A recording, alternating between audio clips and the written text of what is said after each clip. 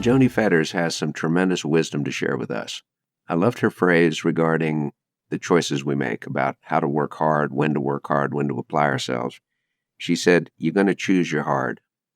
Either we apply ourselves and be fully engaged in what we're doing in a hard, difficult way right now, or it's going to get harder later. But somewhere along the line, we're going to have to face the fact that there's probably no easy way to do a hard thing. And instead of running from it or feeling victimized from it, she's figured out, choose your hard, and you've got to figure that out. I really like the way she related to the fact that our thoughts are where long-term change actually starts. And that when our thoughts change, then it begins to affect our emotions, and our emotions then affect our actions. And so if we're simply trying to manage our actions, it's not going to result in any lasting change unless prior to that, we get our emotions behind it, and that usually happens because we get our thoughts around it. So I thought that was a really fantastic bit of insight. Of course, we all want to avoid the challenges whenever we can, but we really can't, not if we're going to achieve some things. And so let's choose our hard, let's go straight through it. Good things can happen that way. When we talked about dealing with obstacles and frustrations, she, of course, has the human reaction that we maybe wish this didn't happen and that there's a time of frustration. And by accepting that and acknowledging it, then we're acknowledging our humanness instead of being in denial about the fact that it is a disappointment, that it is a setback. And then give ourselves a time limit maybe to deal with that before moving forward. And the moving forward is really key. She has trained herself and teaches others how to say, what can we do? What are the actions that are possible? Not what can't we do because of this setback. And that gets our minds working in a really productive and creative way.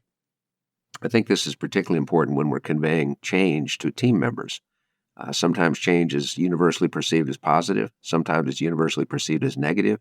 But most of the time, it's in between. Different people react in different ways. And giving people the emotional space to say how they feel about it, and then help to structure the direction of the thoughts toward what we can do and not what we can't do is extremely important. And I can see how that makes a big difference in what she does. When she spoke a lot about how few businesses ever make it to the $10 million level, it's really highlighting the need for teamwork, for pulling things together, and for being aligned around a process. And that when people see the process, it creates a higher level of trust. So instead of creating a Hogwarts-like experience for people, say, do this, and kaboom, it's all going to happen, helping people see this is the process that we go through. That transparency also builds trust, and when people feel trust, they're stronger, and they have a lot more confidence. That's also the way that she's learned how to delegate and give up responsibility. Part of it is coming to grips with our own ego.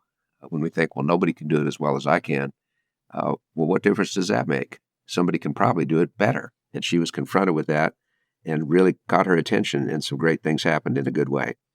Joni's very committed to her family, to her community, to her activities, to her recreation, to her work. And in terms of how she balances all this, she knows what those key priorities are. May not get them in the same sequence every day, but it works for her to realize they're all there, and she'll get them done at different times in different ways as she flows through a very rapidly changing life. I think there's value in that. But again, the key point for all of us as listeners and learners is to realize that each of us is different.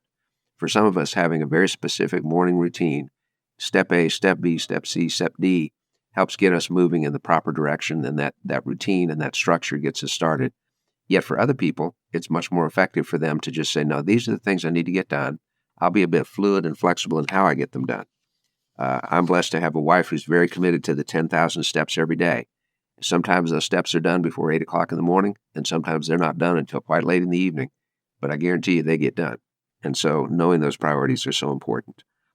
And when we get discouraged, she said it's so important to get outside of ourselves as quickly as we can.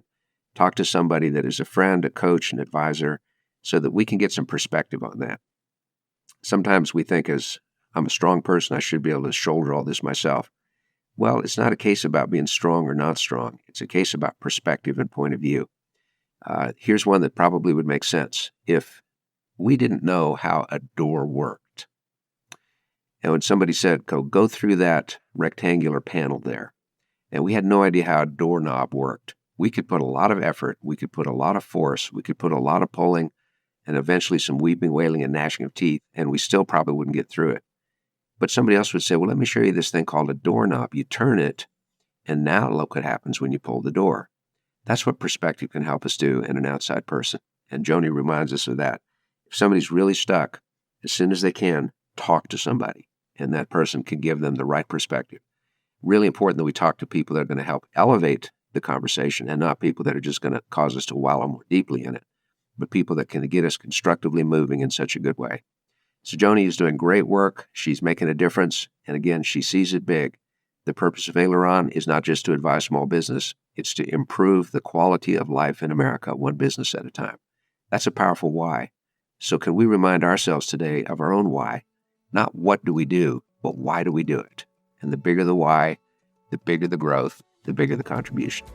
Thanks so much for joining us on Action Catalyst. It's wonderful to have you as always. This is Dan Moore. Till next time.